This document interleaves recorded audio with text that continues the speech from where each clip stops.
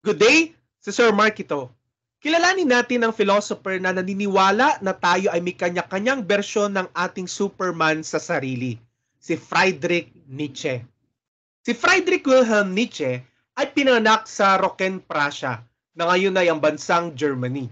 Siya ay anak ng isang Lutheran pastor na naging malaking impluensya kay Nietzsche. Nagpakita si Nietzsche ng pambirang intelektual at talino sa murang edad.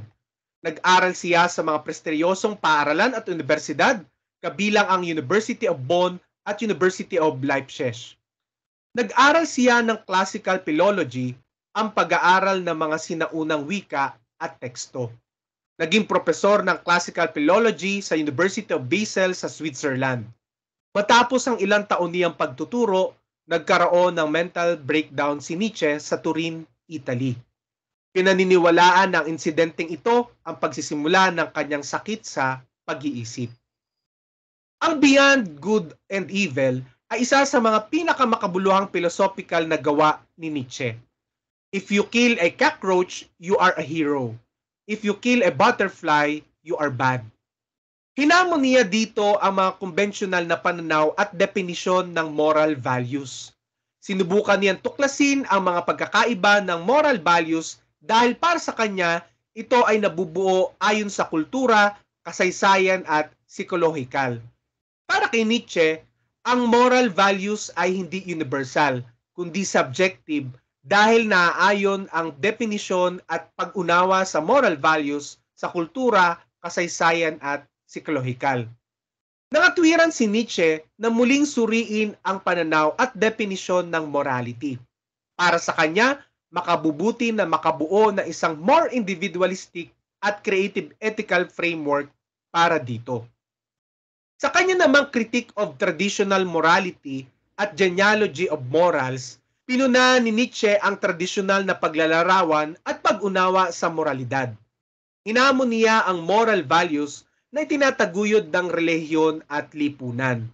Siniyasat ni Nietzsche ang makasaysayang pag-unlad ng mga konseptong moral tulad ng pagkakasala at pananagutan o guilt and responsibility. Upang tayo ay sumunod at gumawa ng tama, ikinukondisyon tayo na may karampatang parusa kapag tayo ay nakagawa ng mali. So para sa kanya, merong master-slave relationship. Obligado tayo. Dapat sumunod tayo sa stronger party's power na dumidikta ng moralidad sa ating lipunan. Ibig sabihin, ang paggawa ng kabutihan ay naayon sa extrinsic factor dahil may sense of guilt at responsibility. So malinaw na hinihikayat ni Nietzsche na tayo sana ay magkaroon ng moral values ayon sa ating personal na disposisyon, ang intrinsic factor, yung walang sense of guilt at walang responsibility. Ang Übermensch ay central philosophy ni Nietzsche.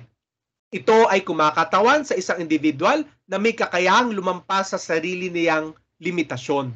Para sa kanya, ang lipunan ang tipikal na dumidikta sa kahihinatnan ng ating buhay sa mundong ito. Iniisip ni Nietzsche ang Übermensch bilang isang tao na lumikha ng kanyang sariling halaga batay sa sariling kagustuhan, sa kapangyarihan, malaya mula sa hadlang ng tradisyonal na dinidikta ng ating lipunan. Ang Übermensch ay naglalaman ng ideal na individualism, self-affirmation at authenticity. Kung may kakayahan tayong lumampas sa mga limitasyong ito, makakamit natin ang ganap na kakayahan natin na kagaya ng Superman.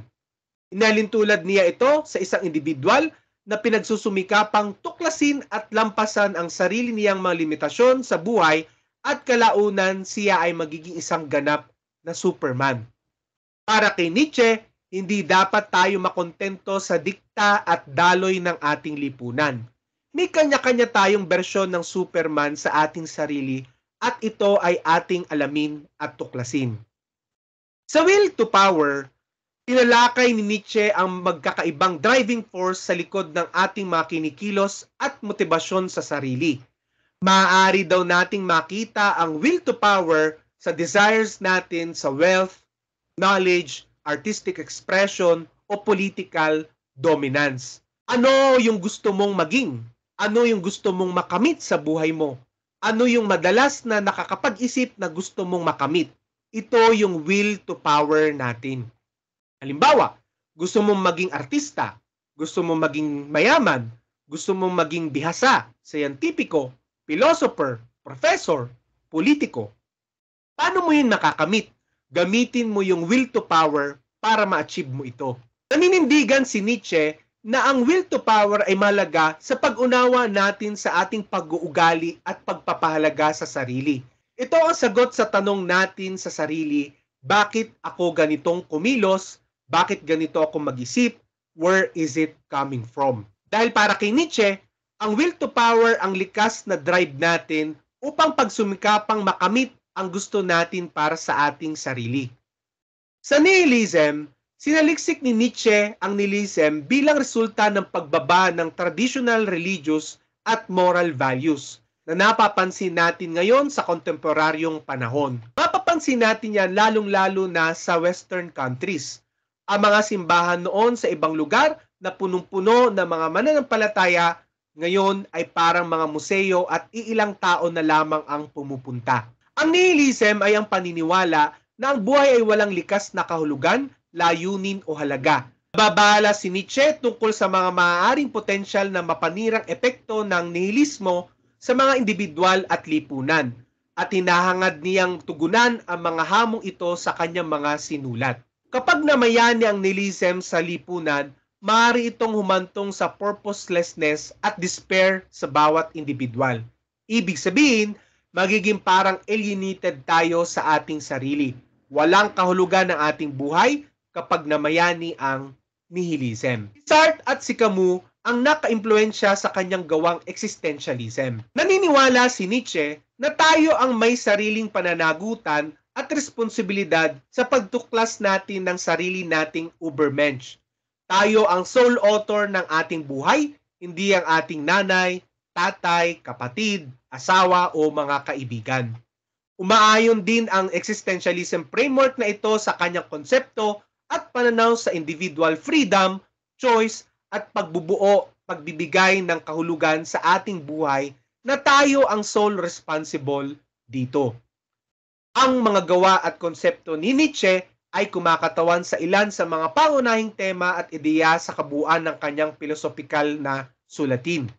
Ang kanyang mga akda ay patuloy na pinag-aaralan at pinagtatalunan ng mga philosophers, scholars at thinkers mula sa iba't ibang disiplina at nag-iwan sila ng walang hanggang pamana sa larangan ng philosophy, panitikan at kritisismo sa kultura.